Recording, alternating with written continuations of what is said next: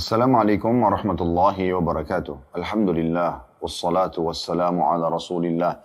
Segala puji dan puja kehadirat Allah subhanahu wa ta'ala, juga salawat dan taslim kepada Nabi besar Muhammad sallallahu alaihi wa alihi wa sahbihi wasallam. Dan pada hari ini kita akan membahas dan membedah buku baru ya, yang berjudul 10 penyebab lapangnya hati. 10 penyebab lapangnya hati. Dan buku ini, teman-teman sekalian, adalah buku yang diterjemahkan dari judul aslinya Ashratu Asbab Linsyirah As-Sadr. Atau memang terjemahan letterletnya adalah 10 penyebab lapangnya dada atau hati. Dan ini ditulis oleh Darul Wahyin dan ini diterbitkan oleh Pustaka Ibnu Umar. Buku yang sangat kecil dan sederhana sekali, berisikan 10 poin tentang penyebab lapangnya hati seseorang.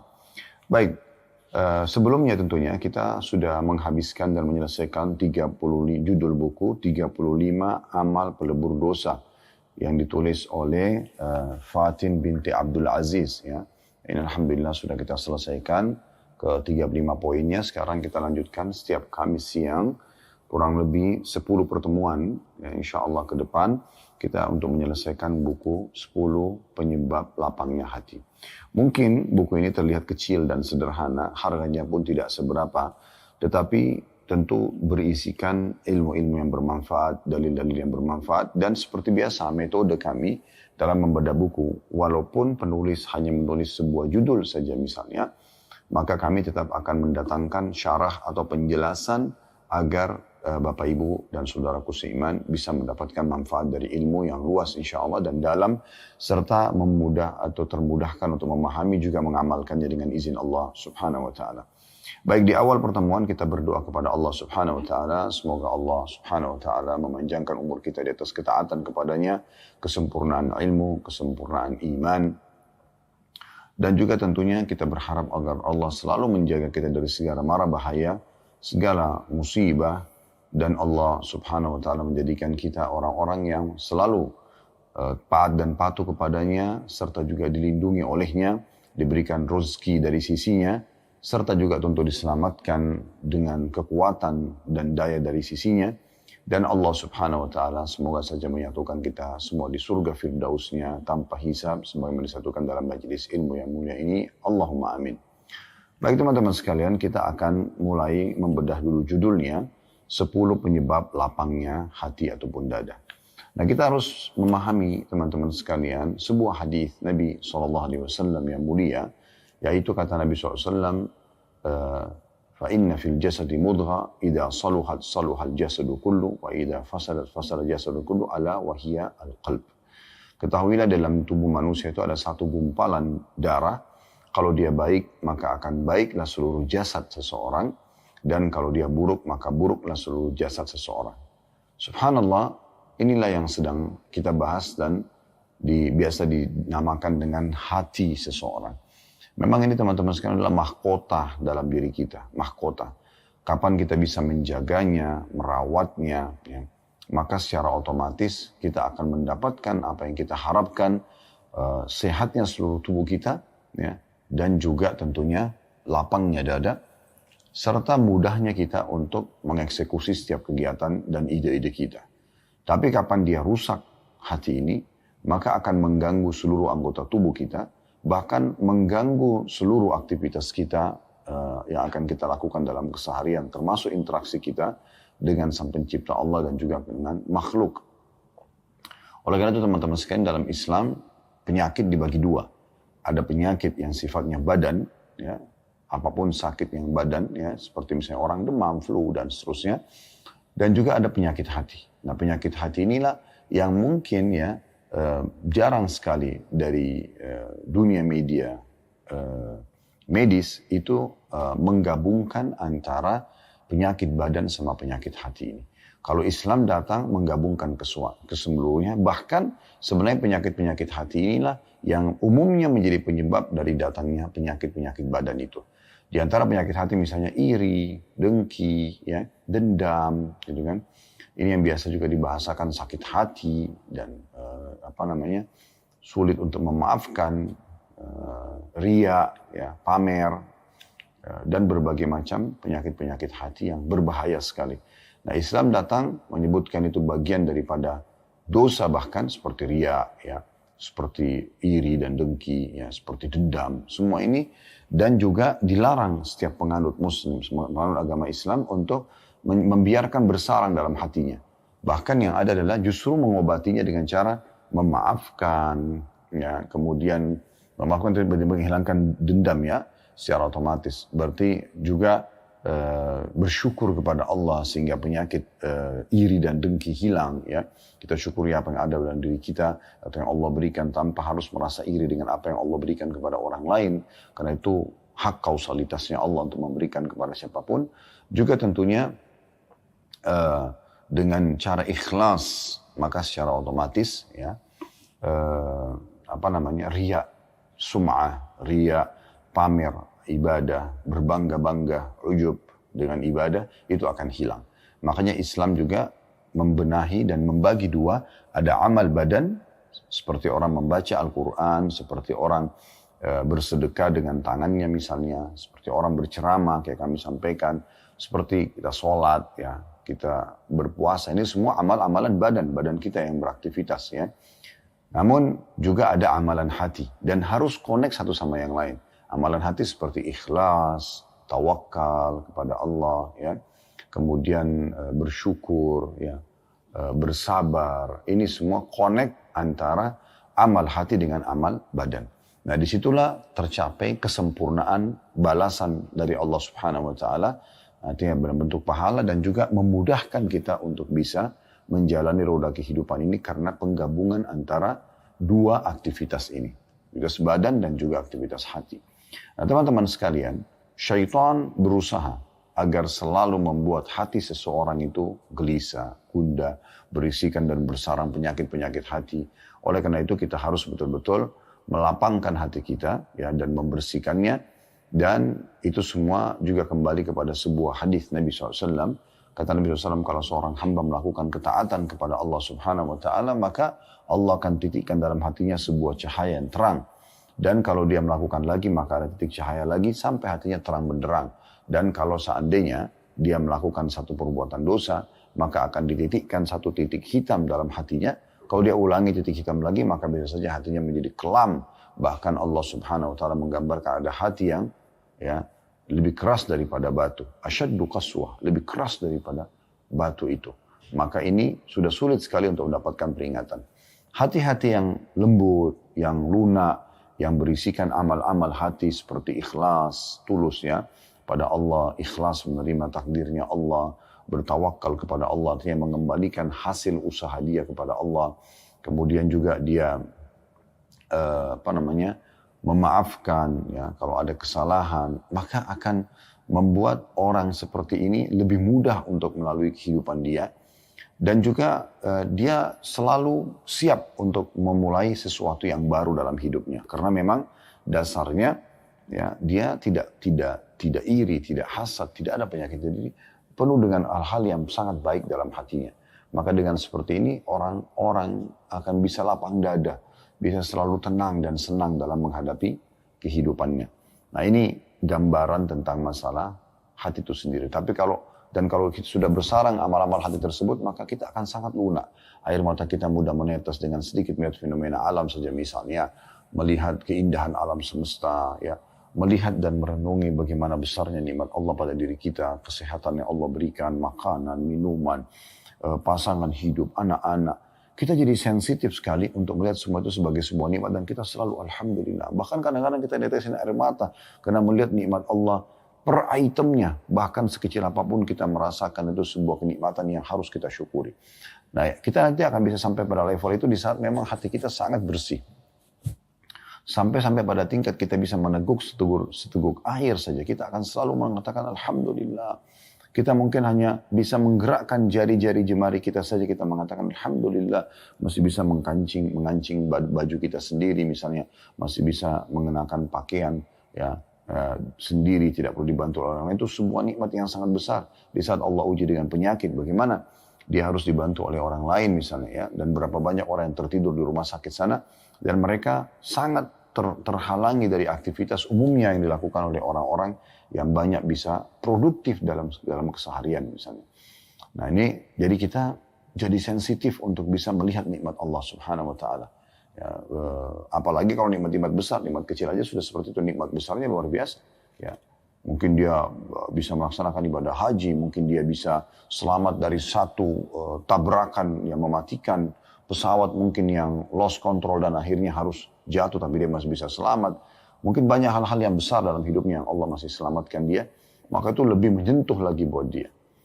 Sebaliknya kalau hati itu keras, Bapak Ibu sekalian, maka dan itu sebabnya karena dosa ya, karena banyaknya pelanggaran Allah Subhanahu wa taala dan jauhnya dari hal-hal yang akan kita sebutkan 10 hal ini ya, 10 hal yang akan kita sebutkan insyaallah satu demi satu poin ini. Jauh dari semua ke-10 hal ini, maka hatinya bisa keras sekali. Apalagi memang dibubuhi dan dibiarkan bersarang semua penyakit-penyakit hati dari iri, dari dengki, dari kufur nikmat tidak bersyukur kepada Allah Subhanahu wa taala, dendam, egois dan segala macam hal akhirnya membuat dia sulit sekali untuk bisa bersyukur terhadap nikmat Allah. Sebesar apapun nikmat, senikmat apapun makanan, sebagus apapun pakaian, melimpah apapun harta, tetap aja bagi dia kecil. Tetap aja tidak ada sesuatu yang perlu disyukuri. Begitu juga bahkan kebanyakan lisannya selalu berkeluh kesah. Dan juga kalau ada musibah yang besar, ada bencana alam, gempa, banjir, segala macam. Sama sekali tidak menyentuh bagi dia. Biasa aja gitu. Sebaliknya tadi kalau orang hatinya lunak, mungkin cuma melihat jenazah saja. Mungkin cuma melihat satu kejadian fenomena alam, baik keindahan ataupun sebuah ujian yang berat, gempa bumi dan sebagainya. Itu sudah cukup untuk membuat mereka segera kembali kepada Allah Subhanahu wa taala. Bagaimana Abdullah bin Mas'ud radhiyallahu anhu pada saat berada di Kufah satu hari, terdengar guntur saja. Yang biasa kita dengarkan suara guntur di musim hujan. Ya baru saja berlalu musim hujan yang lalu ya. Bagaimana guntur kita dengarkan menggelegar di atas langit sana. Sudah jelas ini. Berarti ada pencipta yang mengaturnya. Dan ada juga yang mengeluarkan suara itu. Dan ada yang menciptakan suara itu. Gitu kan? Mungkin sebagian orang menganggap itu biasa-biasa saja. Tapi kata Abdullah bin Mas'ud radhiyallahu anhu sambil beliau menampakkan ketakutannya. Dan beliau berkata kepada orang di sekitarnya, sungguh ini peringatan yang sangat keras dan tegas dari yang ada di langit sana Allah SWT kepada penduduk bumi. Artinya bisa saja segera Allah binasakan bagi orang-orang yang tidak mau berhenti dari kemaksiatannya. Maka ini penting sekali untuk kita garis bawahi tentunya ya. Dan umumnya yang merusak hati itu yang membuatnya sempit adalah dosa. Ya, adalah dosa. Ya. Makanya Nabi SAW mengatakan dalam hadis beliau, salah satu hadis beliau, Al-birru husnul khuluq wal ithmu mahaka fi nafsika wa karihat an yattali'a alaihi nas. Kebaikan itu adalah dengan berakhlak mulia. Ya. Dia bertutur kata yang santun, dia berakhlak yang baik. Sedangkan kejelekan atau dosa adalah sesuatu yang menggelisahkan jiwa. Ketika kejelekan tersebut dilakukan, tentu engkau tidak suka hal itu nampak di tengah-tengah manusia. Maksudnya, salah satu ciri itu adalah dosa karena kamu tidak ingin orang lain melihatnya. Dan Nabi SAW mengatakan dalam hadis yang lain, فَإِنَّ الْخَيْرَ طُمَأْنِينَ وَإِنَّ الشَّرَّ رِيبَةً. Ketahuilah semua kebaikan, bentuk ketaatan kepada Allah Subhanahu wa taala akan mendatangkan ketenangan jiwa. Semua bentuk ketaatan kepada Allah Subhanahu wa taala, termasuk menerima takdir Allah Subhanahu wa taala. Ya, kenapa wajah kita begini, kenapa fisik kita begini, ya kenapa kedudukan saya hanya seperti ini, kenapa saya diuji dengan penyakit ini, kenapa. Maka seorang mukmin itu langsung menganggap itu adalah sebuah keputusan yang terbaik dari Allah Subhanahu wa taala dan dia menerima sebagai rukun iman yang keenam ya. Dari 6 rukun iman diantaranya atau yang berisi yang keenam adalah menerima takdir baik dan takdir buruk ya. Dia beriman tentang adanya hal tersebut. Dan juga semua kejelekan pasti akan mendatangkan kegelisahan. Kejelekan maksudnya adalah dosa-dosa. Ya. Pasti akan mendatangkan kegelisahan jiwa ya, yang tidak akan berujung kecuali dengan kembali kepada Allah Subhanahu wa ta'ala. Kalau hadis pertama tadi yang saya bacakan diriwayatkan oleh Al-Hakim ya, dalam kitab Mustadrak beliau, jadi 2 halaman 51 dan hadis yang kedua saya bacakan riwayat Tirmidzi di nomor 2518 dan Imam Ahmad menjadi 1 halaman 200. Begitu juga Nabi SAW mengajarkan kepada kita agar jangan ya, membuka pintu-pintu ya, agar membuat jiwa kita gelisah dengan cara da'ma yaribuka ila ma la yaribuk. tinggalkan yang meragukanmu dan beralih pada apa yang tidak meragukanmu. Kemudian beliau mengatakan, fa inna sidqa tuma'nina. Jujur adalah ketenangan jiwa. Wa innal kadhiba ribah. Dan ketahuilah, dusta itu adalah kegelisahan dan kegundahan. Ya. Jadi ini harus kita fahami baik-baik. Gitu kan?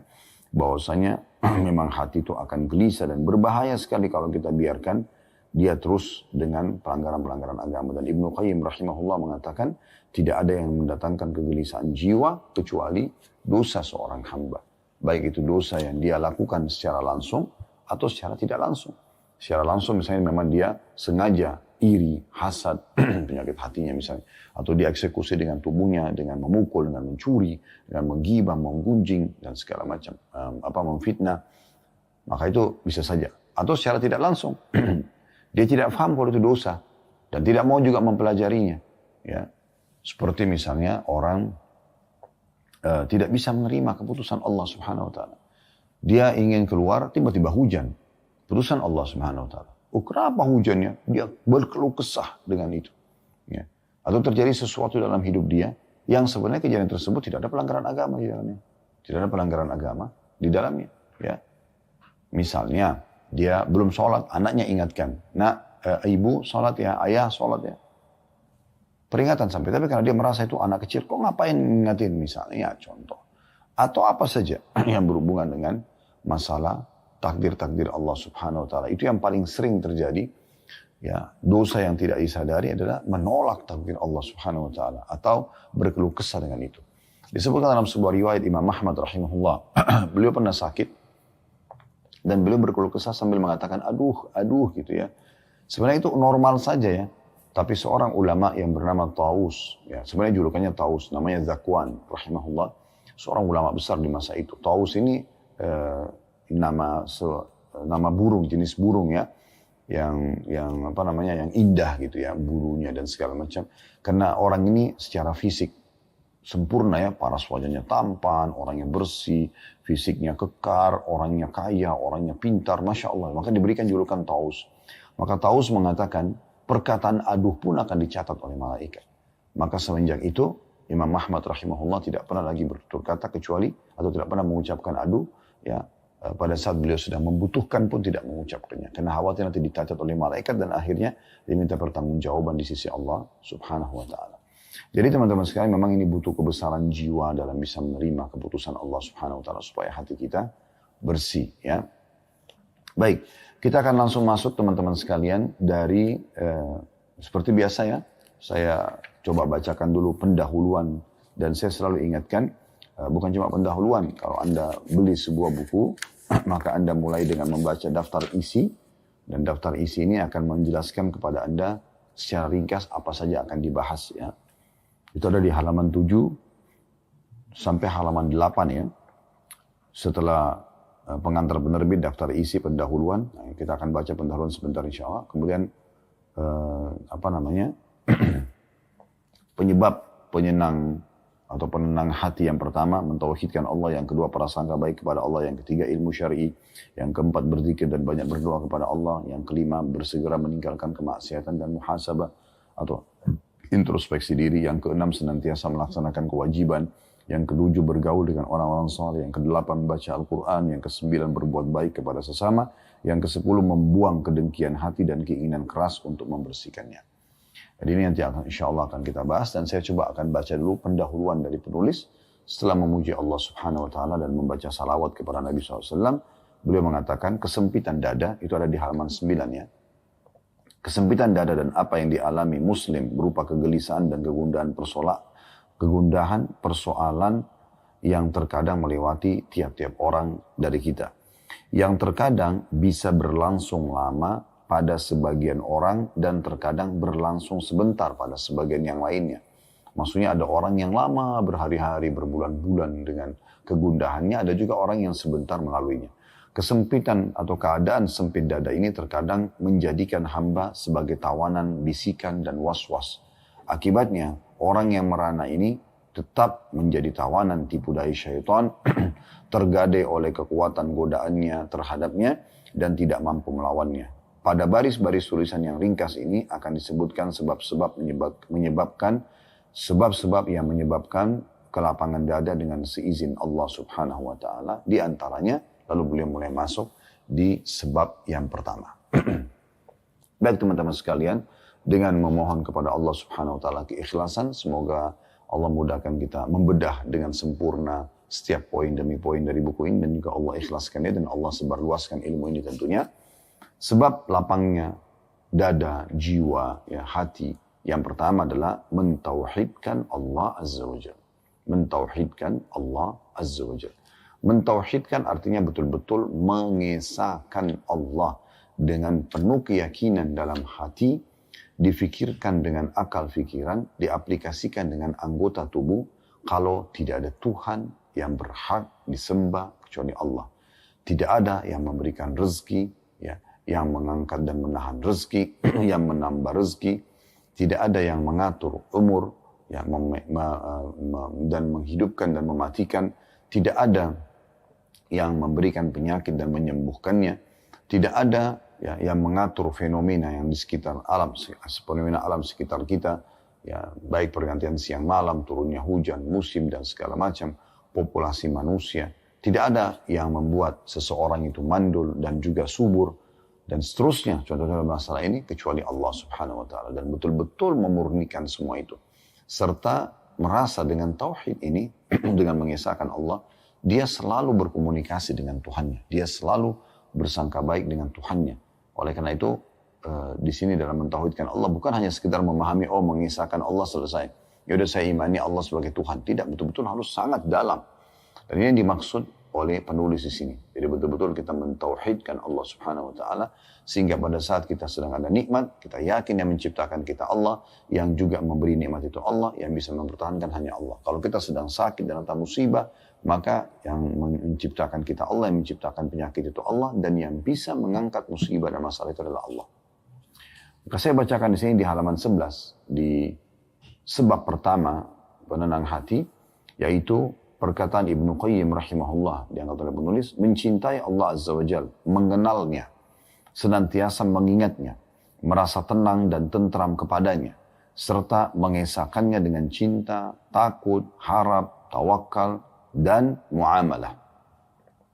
Di mana dialah satu-satunya yang berwenang menghilangkan kesusahan hamba dan mewujudkan keinginannya. Adalah surga dunia dan kenikmatan yang tidak bisa disamai oleh kenikmatan lainnya. Itu adalah penyebab mata para muhibbin atau orang-orang yang mencintai Allah Azza wa Jal, dan kehidupan para arifin atau orang-orang yang mengenal Allah Subhanahu wa taala.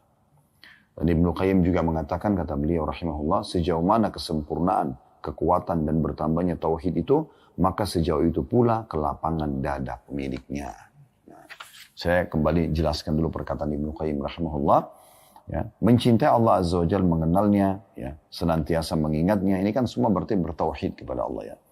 Merasa tenang dan tentram kepadanya, maksudnya keputusannya, ya, dan juga bergantung padanya, memohon kepadanya, serta mengesahkannya dengan cinta. Tidak ada Tuhan selain Allah, tidak ada tempat bergantung kecuali kepada Allah, dengan penuh cinta, dengan penuh takut akan siksanya sehingga tidak berani melanggar, dengan penuh harap agar semua permintaannya dipenuhi oleh Allah, tawakal, menyerahkan hasil usaha setelah berusaha, dan juga, ya, dalam hal muamalah, interaksi dalam keseharian selalu melibatkan Tuhannya, di mana dialah Allah satu-satunya yang berwenang menghilangkan kesusahan hamba dan mewujudkan keinginannya. Jadi musibah kita bisa diangkat dan apa yang kita harapkan diberikan. Nah, itu hanya Allah Subhanahu wa taala. Makanya banyak sekali nasihat para ulama berhubungan dengan masalah ini. Di antaranya seorang Arab Badui pernah mengusul dalam sebuah syairnya yang kurang lebih artinya, jangan engkau gantungkan nasibmu pada makhluk, karena kalau engkau gantungkan nasibmu padanya maka dia akan marah. Tapi gantungkanlah nasibmu kepada Sang Pencipta Allah, yang kalau kau tidak memohon kepadanya justru dia akan marah kepadamu. Dan ini sesuai juga sejalan dengan sabda Nabi SAW, "Man lam yad'ullahi yaghdab alaih." Dalam hadis riwayat Tirmidzi, siapa yang tidak memohon, manja dan merengek kepada Tuhannya Allah, maka Allah pun akan murka kepadanya. Ya. Dan kenikmatan, ya, yang luar biasa kalau Allah tanamkan dalam hati seperti ini, Ya ini kalau ada tanaman tauhid, selalu sama Tuhannya, selalu sangka baik dengan Tuhannya. Apapun keputusan Allah dia selalu ridho, ya sehat, sakit, ya miskin, kaya, selalu saja dia baik pada Tuhannya. Seperti nanti akan kita jelaskan dalam poin yang kedua insya Allah nanti ya, pertemuan akan datang bersangka baik kepada Allah. Maka dia akan selalu tentram hidupnya. Ya. Dan juga perkataan Ibnu Qayyim tadi yang terakhir adalah makin dalam pengetahuan tauhid seseorang, makin kuat keyakinannya kepada Allah SWT, maka makin jauh pula kelapangan dada pemiliknya. Ya, makin mudah sekali dia untuk menerima. Contoh misalnya, pada saat nikmat sedang ada, kita bersyukur. Dan itu tidak sulit untuk bersyukur. Ya. Umumnya orang semua mengatakan, oh ya Alhamdulillah. Sebentar misalnya kita buka puasa, kita dapat makanan, minuman, kita merasa nyaman. Maka itu oke-oke saja. Kita dengan mudahnya kita bisa langsung bersyukur. Tapi yang perlu kita titik beratkan, syukur ini sebuah sayap kehidupan yang selalu harus dipandarkan dengan sayap yang lain, yaitu sabar pada saat ujian datang. Karena tidak mungkin orang tidak diuji oleh Allah Subhanahu wa Ta'ala. Karena itu kita harus paham benar-benar poin masalah ini. Sebagaimana kita bisa syukuri dan menerima kalau kita diberikan nikmat, kita juga harus bisa bersabar pada saat kita diberikan ujian.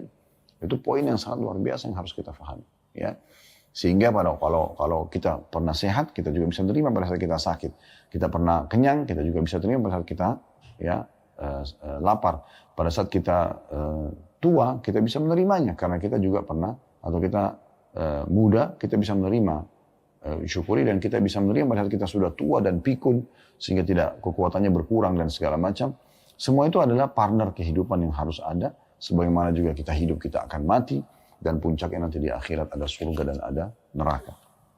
Baik teman-teman sekalian, berbicara masalah tauhid kepada Allah Subhanahu wa Ta'ala, saya akan coba melihat dan melirik apa yang ditulis oleh Syekh Abu Bakar Jazair rahimahullah dalam kitab Minhajul Muslim beliau. Ada 4 bab yang beliau angkat di awal bab kitab akidah beliau, itu tentang masalah mentauhidkan Allah Subhanahu wa Ta'ala. Beliau mengatakan, saya bacakan apa yang ditulis ya. Pasal ini maksudnya beriman kepada Allah dan mentauhidkan adalah pasal yang paling penting kedudukannya dan paling agung nilainya. Sebab seluruh kehidupan seorang muslim berpusar di situ dan terbentuk karenanya. Mulai dari tauhid kepada Allah. Ini adalah dasar segala prinsip dalam sistem umum bagi kehidupan seorang muslim secara keseluruhan. Seorang muslim beriman kepada Allah Subhanahu wa Ta'ala dalam arti dia meyakini wujudnya Allah yang maha suci dan bahwa sungguhnya dia adalah pencipta langit dan bumi, maha mengetahui yang gaib dan yang tampak, Rabb atau pencipta, penguasa, pengatur segala sesuatu dan pemiliknya. Tiada Tuhan yang berhak disembah kecuali dia, tiada Rabb selain dia. Dia meyakini bahwasanya Allah memiliki sifat kesempurnaan, suci dari semua kekurangan. Yang demikian itu karena petunjuk Allah Subhanahu wa Ta'ala kepadanya dan karena dalil-dalil nakli dan akil berikut ini. Jadi beliau menyebutkan semua ini diikuti dengan dalil tentunya. Nah di antara dalil yang diangkat oleh beliau, saya mungkin tidak bacakan semua karena cukup banyak, tapi bisa Bapak Ibu membuka dalam surah Al-A'raf ayat 54. Ya. Yang bunyinya surah Al-A'raf ayat 54 ini, Inna rabbakumullahu alladhi khalaqas samawati wal arda fi 6 ayyamin thumma istawa 'alal arsh yughshi al-layla an-nahara yatlubuhu hasithan wash-shamsa wal qamara wan nujuma musakhkharatin bi amri ala lahul khalqu wal amr tabarakallahu rabbul alamin. Yang artinya sesungguhnya Rabbmu, ya, penciptamu, ya, hai sekalian manusia, ialah Allah. Dan dia adalah yang telah menciptakan langit dan bumi dalam 6 hari. Lalu dia bersemayam di atas arsh singgasananya. Dia menutupkan malam kepada siang. Yang setiap hari kita lihat fenomena siang dan malam berganti ini. Allah yang menyatakan hanya dia yang menggantikan itu. Dia yang menutupkan malam kepada siang yang mengikutinya dengan cepat. Dan diciptakannya pula matahari, bulan dan bintang-bintang. Masing-masing tunduk dengan perintahnya. Ingatlah, menciptakan dan memerintah hanya haknya Allah yang maha penuh dengan berkah.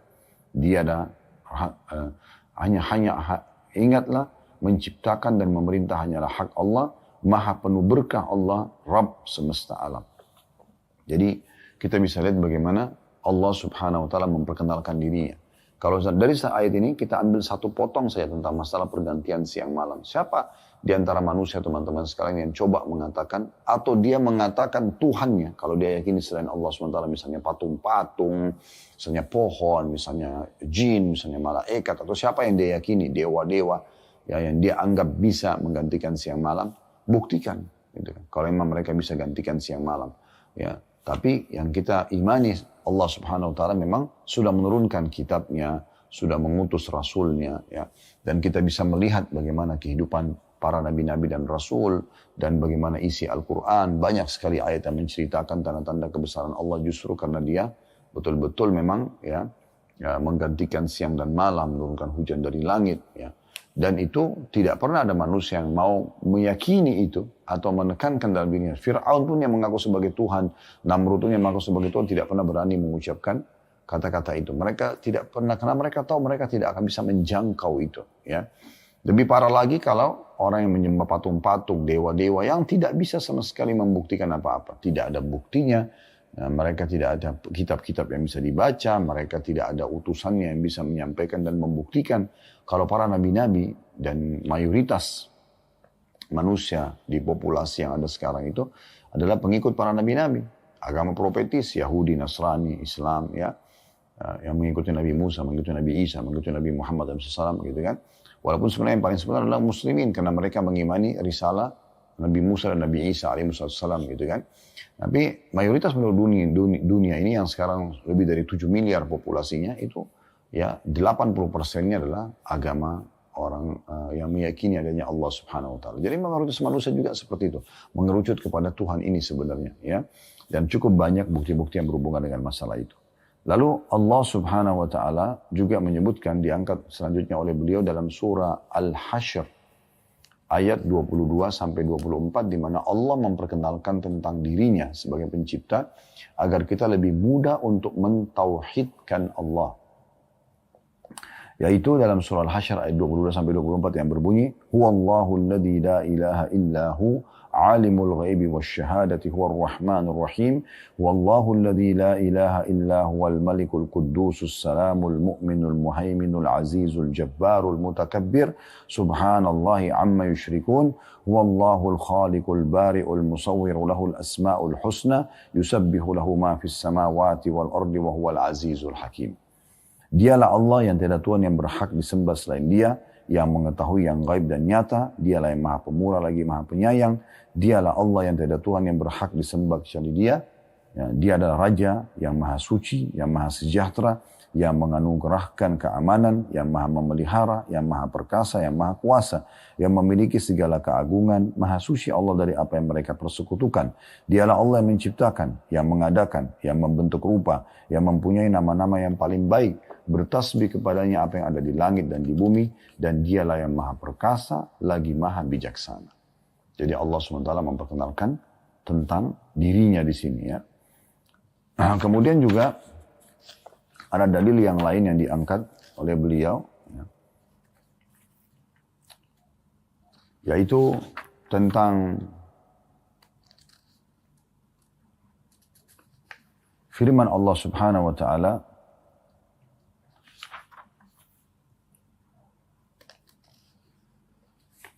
di dalam surah Ar-Rum ayat 27 yang bunyinya, wa huwa alladhi yabda'ul khalqa thumma yu'iduhu wa huwa ahwanu 'alaihi wa lahul mathalul a'la fis samawati wal ardi wa huwal azizul hakim. Dialah yang menciptakan manusia dari permulaan, kemudian mengembalikan atau menghidupkannya kembali, dan menghidupkan kembali itu lebih mudah baginya, dan baginya lah sifat yang maha tinggi di langit dan di bumi. Dialah yang maha perkasa, lagi maha bijaksana. Dan sekian banyak dalil-dalil yang berhubungan dengan masalah hal yang serupa dengan ini. Intinya sebenarnya, berapa banyak di antara manusia yang telah mengimani Allah Subhanahu wa taala, hanya saja memang sangat sedikit di antara mereka yang mentauhidkan Allah secara murni. Kita lihat misalnya fenomena masyarakat Mekah di masa Nabi SAW. Mereka yakin Ka'bah itu rumahnya Allah, dibangun oleh Nabi Ibrahim AS. Mereka tawaf juga, mereka juga melaksanakan ibadah haji. Cuma sayangnya mereka masih syirik kepada Allah, masih menyekutukan Allah dengan makhluk-makhluk yang lain. Dimulai dari Amru bin Luhai, ya, salah satu orang yang pernah hidup di masa sebelum lahirnya Nabi Muhammad SAW. Dia pernah dengan sukunya, ya suku dia Khuza'ah menyerang Mekah dan merebut dari suku Jurhum. Dan karena Jurhum merasa terkalahkan, dan Jurhum ini adalah suku yang tadinya bergabung dan tinggal di Mekah bersama ibunda Hajar dan Ismail alaihissalatu wassalam. Turun-temurun mereka hidup di Mekah karena ada ibadah haji, mereka menjadi penduduk Mekah. Jadi mereka itu terlihat secara perekonomian mengundang dengkinya orang-orang, termasuk suku Khuza'ah. Maka suku Khuza'ah menyerang Mekah dan Jurhum dikalahkan. Nah, waktu Jurhum kalah, mereka menimbun air Zam-Zam. Mereka menimbun sumur Zam-Zam, sehingga akhirnya tidak ada Zam-Zam sekitar antara kata ahli sejarah 300 sampai 500 tahun. Jadi cukup lama tidak ada Zam-Zam di Mekah, gitu kan. Maka pada saat itu, teman-teman sekalian, salah satu raja dari Khuza'ah ada bernama Amr bin Luhai. Dia jadi dia kalau mau datangkan air untuk penduduk Mekah sebagai raja, dia selalu mendatangkan setiap hari dari luar Mekah di perkampungan-perkampungan yang memiliki sumur yang mungkin memiliki air yang cukup banyak, dengan membelinya dan akhirnya bisa membuat roda kehidupan di Mekah berjalan. Nah, satu waktu dia pernah ke negeri Syam, dia temukan ada satu suku Amalik namanya. Suku Amalik ini menyembah patung. Tapi mereka juga yakin ada Tuhan Allah. Maka Amr bin Luhai nanya, ini apa yang kalian lakukan? Dia bilang, ini patung-patung perantara antara kami sama Allah. Dan dia juga bisa membantu menurunkan hujan, dia bisa menyembuhkan penyakit, bisa memudahkan rezeki dan seterusnya. Dan juga bahasa menurunkan hujan mengundang keinginan Amr bin Luhai untuk membeli patung-patung yang mereka jual sambil mengatakan di Mekah kami kurang air, mungkin Tuhan-Tuhan kalian bisa membantu kami. Maka mulai dia beli patung-patung, kemudian dia taruh di Mekah, dia ajak masyarakat untuk menyembah patung tersebut, dan mulailah tersebar penyembahan berhala di saat itu di kota Mekah. Maka teman-teman sekalian, pada saat itu akhirnya dia datangkan patung yang lebih besar lagi, dan bahkan menyuruh masyarakat Mekah akhirnya memproduksi patung-patung, dan mulailah pasar-pasar Mekah dipenuhi dengan patung-patung syirik kepada Allah Subhanahu wa taala. Nah, perbuatan-perbuatan ini akhirnya membuat mereka jauh dari Allah Subhanahu wa taala, dan Nabi SAW mengingatkan mereka agar segera kembali ya pada saat beliau bebaskan kota Mekah dengan cara menghancurkan 360 patung yang mereka yakin ini dewa itu, yang turunkan hujan, yang bisa berikan keturunan, yang ini, yang itu, segala macam. Dan Nabi SAW hancurkan dengan tongkat beliau sendiri, yang pada saat itu doktrin yang ada di masyarakat Mekah, kalau seandainya seseorang itu melihat saja ke salah satu patung mereka anggap Tuhan namanya Hubal, itu bisa kualat. Maka Nabi SAW sengaja menghancurkan semua termasuk Hubal sendiri, di mana Nabi SAW dari atas unta beliau mencolok matanya Hubal, ya patung itu, kemudian terpotonglah bagian kepalanya, kemudian beliau mendorong bagian badannya dan akhirnya jatuh dan pecah, dan beberapa sahabat memecahkan kembali, tambah memecahkan patung itu, sehingga akhirnya habislah semua kesyirikan kepada Allah, dan Nabi SAW mengembalikan mereka bertauhid kepada Allah Subhanahu wa taala, untuk kembali betul-betul memurnikan ibadah kepada Allah. Dan Nabi SAW ajarkan dalam banyak hadis beliau, di antaranya beliau mengatakan kepada para sahabat agar memurnikan tauhid. Kalau kalian minta kepada Allah, mintalah sesuatu yang sangat besar, dan mintalah segala sesuatunya, sampai mintalah tali sendal kalian yang kalian butuhkan. Makin kita manja kepada Allah, maka makin kuat tauhid kita. Makin kita memohon, merengek kepada Dia, maka makin ya dekat kita kepada Allah dan makin murni tauhid tersebut. Jadi ini butuh kekuatan yang luar biasa ya, bagaimana mentanamkan dalam hati tentang masalah itu. Dan semua nabi-nabi yang diutus oleh Allah Subhanahu wa taala, ada 124.000 nabi, diantaranya 313 rasul. Yang wajib Anda iman ada 25 nabi dan rasul, semuanya menyampaikan tentang wujud Allah Subhanahu wa taala dan sebagai pencipta alam semesta ini, kata beliau. Dan juga kata Syekh Abu Bakar, tidak ada seorang nabi atau rasul pun di antara mereka melainkan Allah telah berfirman kepadanya atau mengutus seorang utusan kepadanya, atau diwahyukan, maksudnya dari kalangan malaikat, atau diwahyukan kepada hati dan akalnya sesuatu yang memastikan bahwa apa yang disampaikan adalah firman Allah Subhanahu wa taala. Berita yang disampaikan oleh sejumlah besar manusia, sekitar 124.000 nabi, di antaranya 313 rasul yang wajib kita imani, 25 nabi dan rasul, dan hampir sama semua penyampaiannya untuk menyembah Allah Subhanahu wa taala, mentauhidkan Allah. Anda bisa baca dalam surah Al-Anbiya, Anda bisa baca juga, artinya surah para nabi-nabi ya. Kemudian Anda bisa baca nama-nama nabi-nabi secara khusus disebutkan seperti surah Hud, surah Yunus, surah Yusuf, surah Ibrahim, Kemudian surah Muhammad alaihissalam, itu kan semua nama-nama surah yang nabi-nabi disebutkan dan ada kisah-kisah dari para nabi-nabi dan perjuangan mereka dalam menyampaikan tauhid kepada Allah subhanahu wa ta'ala. Dan juga beliau mengatakan berapa banyak di antara ya, para ulama yang ulama-ulama ini semua umumnya menyampaikan tentang tauhid kepada Allah SWT, membacakan firman Allah Subhanahu wa taala, menyampaikan tentang apa yang disampaikan oleh nabinya Muhammad SAW.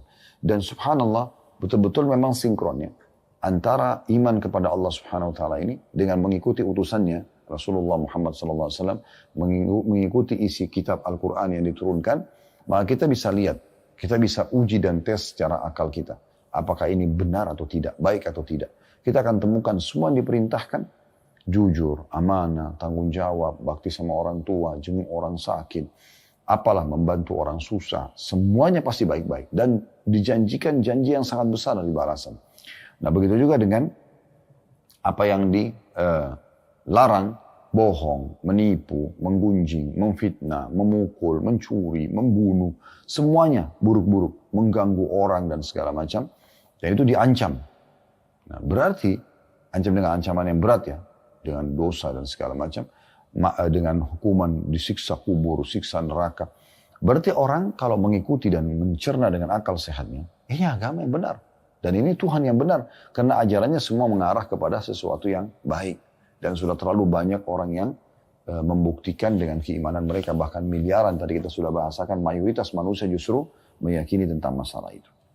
Kemudian Syekh Abu Bakar Jazair mencoba memberikan dalil akal, secara akal. Lebih dalam lagi. Beliau mengatakan, adanya alam semesta dan makhluk yang beraneka ragam memberikan kesaksian adanya wujud Sang Pencipta. Gak mungkin tiba-tiba ini ada semua tanpa ada Sang Pencipta. Yaitu Allah Subhanahu wa ta'ala. Cuma bedanya kita seorang muslim sudah dikerucutkan dah. Tidak usah repot-repot cari Tuhan, namanya Allah. Ini Rasul yang diutus, ini kitab yang diturunkan. Pelajari, terapkan apa yang diajarkan dalamnya, maka kau akan mendapatkan panduan hidup dan selamat dunia akhirat. Karena kata beliau, tidak ada seorang pun di alam raya ini yang mengklaim telah menciptakan alam raya ini beserta isi-isinya selain daripada Allah Subhanahu wa ta'ala.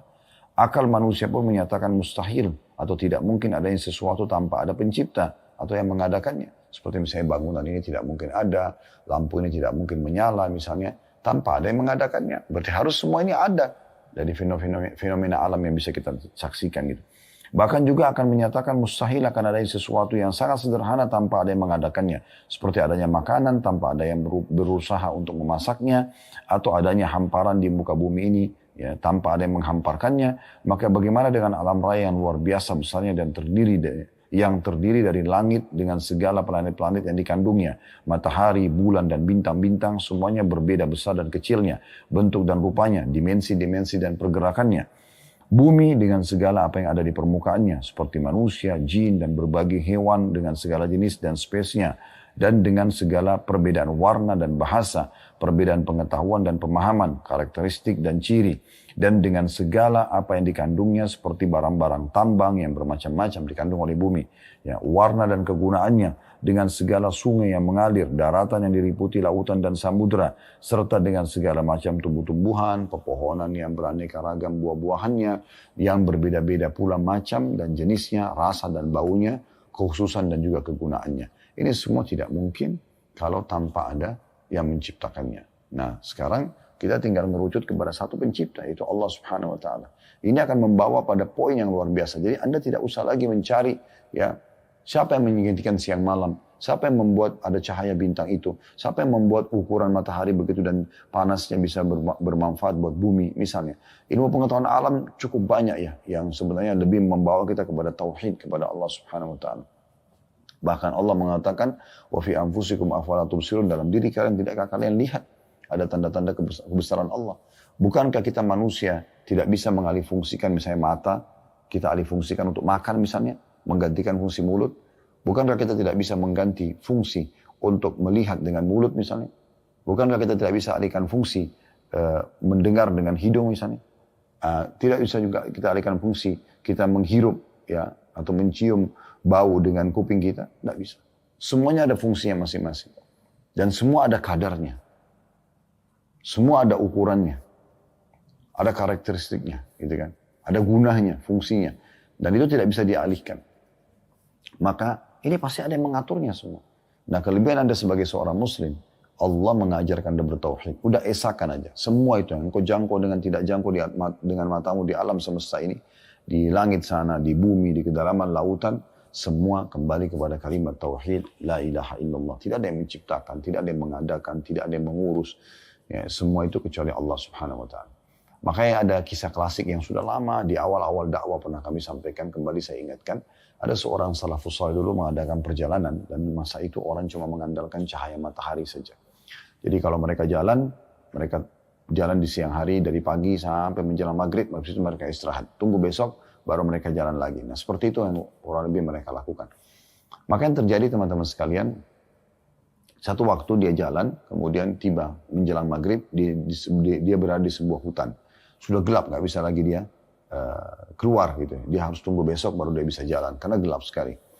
Maka dia pun akhirnya istirahat, dan di awal malam, kalau kita sekarang jam 11, jam 12 malam, dia bangun, kemudian dia wudhu dan dia sholat malam. Dia ceritakan, pada saat dia sedang sholat, selesai 2 rakaat pertama, tiba-tiba di depan mata dia ada seekor harimau yang meraung dengan keras, dan seperti kelaparan siap untuk menerkamnya. Di saat itu subhanallah muncul ya tauhid dia kepada Allah. Maka dia mengatakan, wahai harimau, kalau seandainya Allah yang telah menciptakan aku dan kamu ya mengutusmu untuk memakanku, aku tidak akan melawan. Tapi kalau seandainya engkau datang untuk mengganggu ibadahku dengan Allah, ya maka pastinya aku akan minta kepadanya untuk membinasakanmu. Maka tiba-tiba harimau tersebut pergi dan meninggalkan orang saleh. Ya jadi keyakinan kita bahwasanya yang menciptakan harimau itu adalah Allah. Bahkan yang bisa mengalihkan kita keburukan serangan harimau tersebut adalah Allah subhanahu wa ta'ala. Begitu juga dengan segala hal. Penyakit misalnya, yang ciptakan kita Allah, yang ciptakan penyakit Allah, yang bisa menyembuhkan hanya Allah. Makanya Nabi Ibrahim AS mengatakan dalam Al-Quran, Allah kekalkan, wa idha maritu fahuwa yashfin. Kalau saya sakit, maka dia yang menyembuhkan saya, maksudnya Allah subhanahu wa ta'ala. Nah ini semua bentuk-bentuk tauhid kita kepada Allah. Apapun ujian datang, berarti Allah sedang menguji kita, kita bersabar. Gitu kan. Kita tinggal kembalikan, apakah secara agama ini, sebabnya adalah kita sendiri dosa, kita tinggal introspeksi diri, kita bertaubat kepada Allah. Atau memang dasarnya itu adalah kebenaran, tapi kita dipastikan harus mengikutinya, supaya kita terima takdir Allah subhanahu wa ta'ala. Apapun keputusan Allah subhanahu wa ta'ala, kita terima. Lalu kemudian kita minta agar Allah subhanahu wa ta'ala membuat hati kita tenang menerimanya. Ya.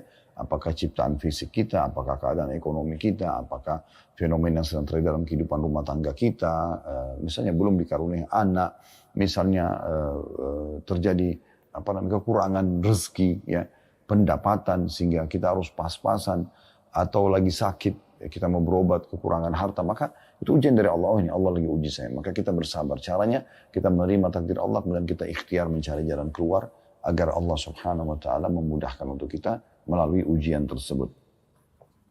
Dan beliau mengatakan juga, secara akal juga, adanya firman Allah subhanahu wa ta'ala dalam Al-Quran yang bisa kita baca, kita fahami maknanya, membuktikan adanya wujud Allah subhanahu wa ta'ala. Karena sangat mustahil ada pembicara atau kalam tanpa adanya pembicara atau mutakallim. Ya. Atau adanya ucapan tanpa ada yang mengucapkan. Jadi kalam atau firman Allah menunjukkan wujudnya. Dan ini mengandung ya, ajaran yang paling kokoh dan sempurna yang pernah diketahui oleh manusia. Undang-undang atau aturan yang paling bijaksana yang merealisasikan berbagai kebaikan bagi umat manusia. Ia juga meliputi teori-teori ilmiah yang paling benar, serta meliputi berbagai masalah ghaibiyah atau hal-hal yang gaib bagi manusia dan peristiwa-peristiwa bersejarah. Dan di dalam semua itu atau semua hal itu, ia sangat tepat dan benar.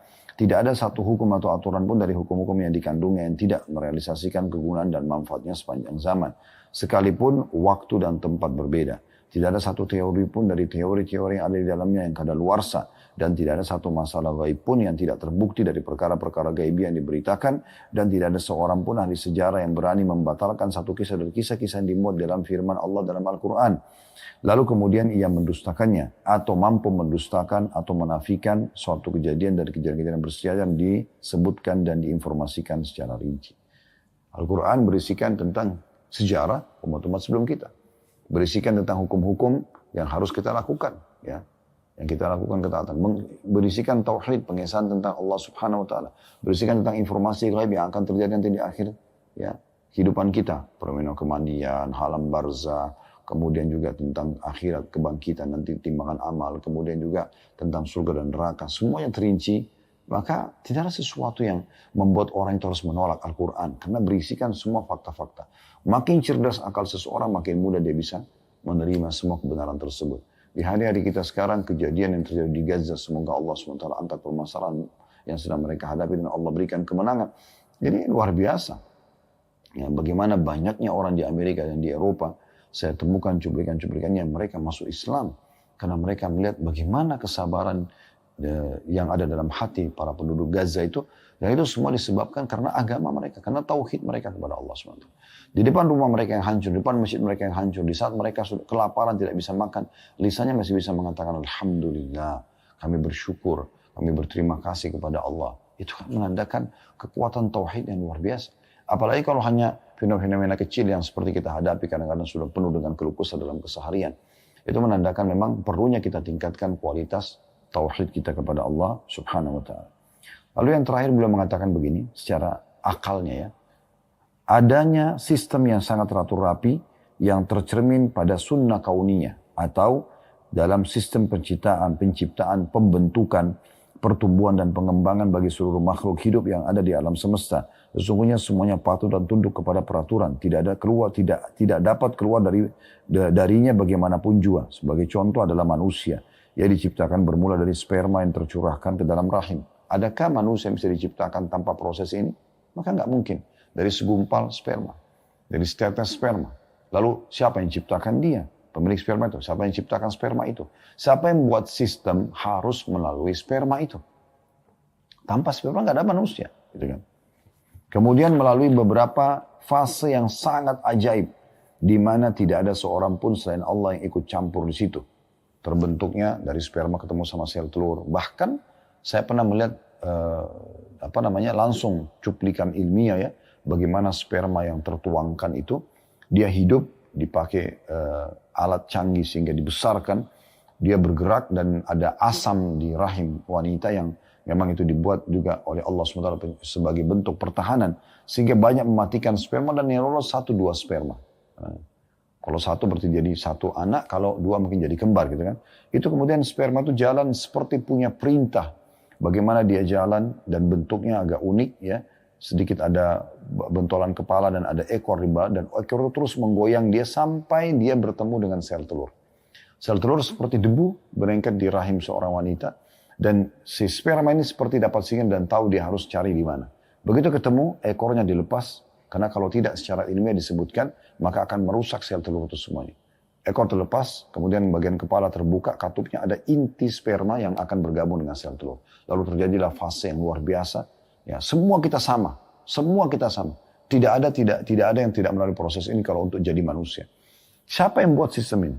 Kemudian mulailah bertemu beberapa hari, kemudian dia mulai menjadi gumpalan darah. Tadinya sperma putih, bisa berubah jadi darah. Sel telur juga cuman seperti debu, bisa berubah menjadi gumpalan darah, kemudian gumpalan daging, mulailah terbentuk tengkorak manusia, mulailah terbentuk otot-ototnya, mulai dari otot-otot yang melekat di tubuhnya, bola mata, dan termasuk bola matanya dan segala macam, sampai semuanya. Dan saya pernah melihat karya ilmiah luar biasa, ya. Secara ilmiah, itu diperlihatkan bagaimana sel-sel yang terus berkembang dari sperma sama sel telur ini, termasuk pada saat membentuk jari-jari. Satu sel tidak akan pindah ke tempat yang lain. Misalnya sel yang dasarnya memang dia harus ke tangan, itu dia tidak akan pindah ke bagian tubuh yang lain. Seperti sudah dapat perintah, masing-masing sel itu akan datang. Dan di sini, ya dalam bahasa ilmiah itu saya lihat cuplikannya ya, dia kenapa bisa terbentuk jari kita seperti ini? Jadi dia di sini seperti pasti dia seperti membunuh dirinya sendiri. Sel itu dia berhenti sehingga seperti ini bentuknya. Seperti sudah dapat perintah, dia harus berhenti di situ dan terbentuk jari. Kalau tidak, maka ini akan terus berkembang. Ya. Dan seterusnya. Itu keajaiban luar biasa. Kemudian setelah itu lagi, ya, pada saat dia keluar sebagai sosok manusia yang sempurna, maka dia tetap harus melalui proses fase lagi. Tidak langsung dewasa, nggak langsung kayak kita. Tetap harus bayi. Belum bisa ngomong, cuma bisa nangis. Ya. Kemudian mulailah dia tumbuh besar, lebih besar menjadi anak-anak. Tetap sama masih butuh bantuan orang di sekitarnya, terutama kedua orang tuanya. Kemudian sama juga masih proses dia harus belajar, tubuhnya masih terus tumbuh sampai dia menjadi dewasa. Kemudian setelah itu angan-angannya sama, membangun rumah tangga, punya pendapatan. Kemudian setelah itu dia mulai tua dan meninggal dunia. Fasenya sama. Ini kalau tidak ada pencipta lalu siapa yang mengatur semua ini? Bagaimana bisa? Itu dalam diri manusia sendiri. Ya. Jadi penciptaannya, pembentukannya, pertumbuhannya, perkembangannya dari bayi hingga dia meninggal dunia, ini menandakan luar biasa bagaimana ada pencipta yang mengatur semua itu. Kalau kita tahu ada pencipta yang mengaturnya, kenapa kita tidak kembali kepada pencipta itu? Lalu beliau mengatakan, demikian juga terjadi pada hewan-hewan, pohon-pohon, tumbuh-tumbuhan, ya. Dan apapun benda-benda yang bisa dijangkau oleh mata kita, yang tidak bisa juga dijangkau oleh mata kita. Semuanya itu melalui satu sistem yang mau nggak mau harus dilewati. Maka ini menandakan luar biasanya seseorang itu ya, menyadari ada Tuhannya Allah SWT dan tinggal kembali kepada Tuhannya Allah Subhanahu Wa Taala. Betapa bahagianya para nabi-nabi dan orang-orang yang sudah mentauhidkan Allah. Mereka betul-betul merasa terpandu dalam hidupnya dan mereka bahagia di dunia, mendapatkan apa yang mereka harapkan karena mereka kembali kepada Tuhannya Allah SWT dan juga tentunya di akhirat mereka akan mendapatkan yang terbaik. Allahu a'lam. Ini bahasan kita teman-teman sekalian insyaAllah. Dan kembali saya mengajak teman-teman untuk saling dukung-mendukung dalam kebaikan. Sebagaimana Allah sebutkan dalam surah Al-Ma'idah surah nomor 5 ayat 2. Wa ta'awanu al-birri wa taqwa. Saling dukung-mendukung dalam kebaikan dan ketakwaan. Wa la ta'awanu al-ithmi wal-udwan. Dan jangan saling dukung-mendukung dalam dosa dan pembangkangan. Maka kita saling dukung-mendukung dalam mengembangkan channel dakwah kita ini. Dan semua channel-channel dakwah yang menyampaikan tentang Islam, tentang sunnah Nabi SAW. Tentunya dengan mengikuti semua sistem yang ada di media Anda. Mungkin YouTube dengan subscribe, like, dan juga loncengnya. Mungkin di Instagram, Facebook, di TikTok. Mungkin ada dengan follow, dengan share. Ataupun sistem yang sudah dikembangkan oleh provider masing-masing. Dan juga saya pasti insya Allah dengan izin Allah Subhanahu Wa Taala memastikan Anda akan ikut mendapatkan pahala atau andil dengan dukungan tersebut. Serta juga teman-teman sekalian bagi Anda yang berminat di Ramadan ini karena kata Nabi SAW, afdalu sadaqatu fi Ramadan, sedekah yang paling afdal sedekah di bulan Ramadan. Kalau Anda ingin ikut andil dan bisa mau meraih pahala ekstra dari puasa Anda, maka bisa menjalankan hadis Nabi SAW, man fattara sa'iman kana lahu mithlu ajri sa'imin ghairi yanqus min ajri sha'im syai'a. Sampai membuka puasakan orang lain, maka dia akan dapat pahala orang yang dibuka puasakan tanpa dikurangi sedikitpun dari pahala orang yang dibuka puasakan. Maka ini Anda bisa ikut program kami, Ramadan Tanpa Lapar. Ya insya Allah ini Anda bisa ikutin di layar Anda sudah tampil. Anda bisa melihat nomor rekening dan juga nomor kontak customer service yang bisa dikontak mungkin ya. Kemudian juga kami punya banyak sekali program, ada buka puasa juga yang kami akan adakan insya Allah di kota Mekah. Dan sudah berjalan dari awal Ramadan itu sampai akhir Ramadan nanti. Dengan paketnya itu sekitar Rp60.000 per satu pack yang akan dibagi-bagikan di sekitar Masjidil Haram. Juga tentu kita punya program banyak sekali, motor dai, kemudian membantu anak-anak yatim, kita membantu para janda-janda, ada rumah Quran, ada menyebarkan buku dan Al-Quran, ada program-program yang cukup banyak yang mungkin Anda bisa lihat di Yayasan Khalil Basalamah, tepatnya brandnya Sedekah Kreatif. Semoga saja Allah jadikan majelis kita majelis yang penuh dengan berkah dan diterima sebagai amalan tambahan buat kita. Jangan lupa teman-teman sekalian mendoakan agar negara kita menjadi dengan aman, tentram, damai, dan Allah selalu jaga persatuan dan kesatuan juga kemerdekaan kita. Serta juga Allah menolong saudara-saudara kita di Palestina, terutama di Gaza. Allah berikhlaskan niat mereka, terima para syuhada mereka, mulakan Islam di tangan mereka dan tangan kita semua, dan Allah ikut sertakan kita bersama mereka di pahala, baik dengan doa, dengan harta, juga dengan jiwa kita. Dan semoga Allah Subhanahu Wa Taala menyatukan kita semua di surga Firdausnya tanpa hisab, mana disatukan dalam majelis ilmu yang mulia ini. Oleh benar dari Allah, pada saat ini saya mohon dimaafkan. Subhanakallahumma bihamdika, asyhadu an la ilaha illa anta astaghfiruka wa atubu ilaik. Wassalamualaikum